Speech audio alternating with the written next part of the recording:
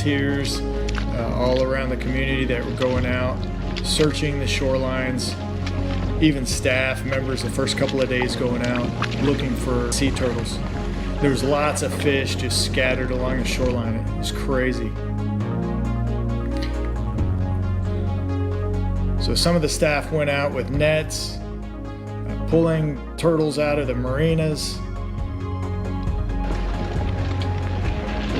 going throughout the wetlands, just had buckets and putting all the sea turtles in the buckets, and then once they'd get them to an area where they could be put into vehicles, they were pushed up into vehicles to be transported back to the Ark. We actually had folks coming in from their own boats. The boats would be lining up in the marina and people just coming off with turtles.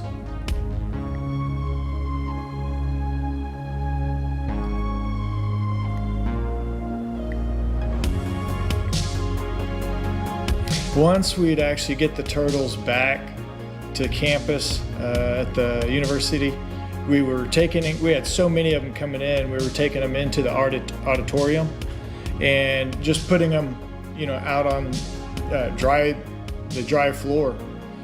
And some of the larger ones, we'd wait 24 hours and we'd try to put them into the water to try to swim test them, so that they'd be ready for release. The others, we actually put Vaseline on them so that their shell wouldn't dry out and peel up. And then we also go through, check their blood, veterinarians there to give them fluids if they needed it. We would actually measure each of the turtles.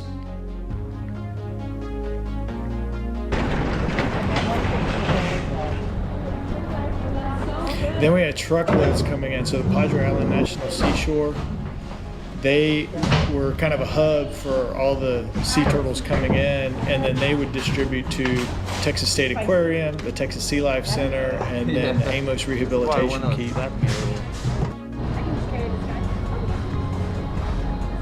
Serving a tray like when I was in my service in 2 days.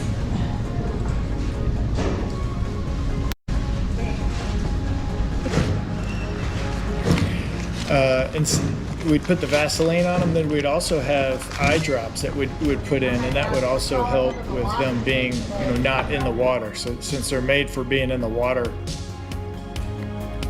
Then we would swim test them. So we would put them into the water, make sure they could swim, dive, and then we knew they were ready to go back into the water once the water was warm enough.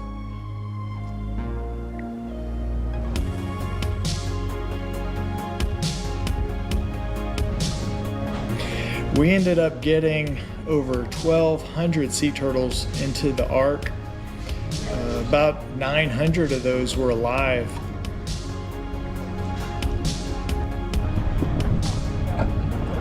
Then we got the call saying that we had boats that would take us offshore, so we started loading up all the sea turtles to put them into U-Haul trucks and then get them over to the boats to where then they could be taken offshore.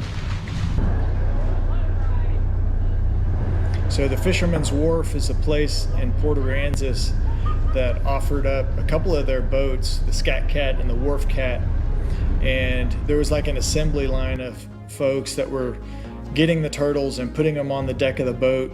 That was protected by large gunnels from the wind and all that, but the temperatures had actually warmed up to around 60 degrees air temperature. So it was a nice boat ride, 20 miles offshore, but there were turtles just scattered on the deck of the boat. It was a pretty wild scene.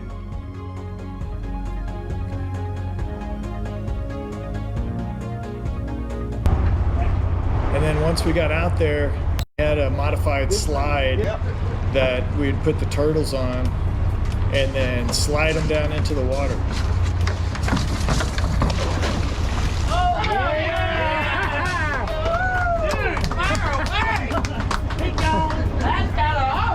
Yeah, let's go, man. Just fine. Let's do that again. There you go, Pumpkin. Go find your mom.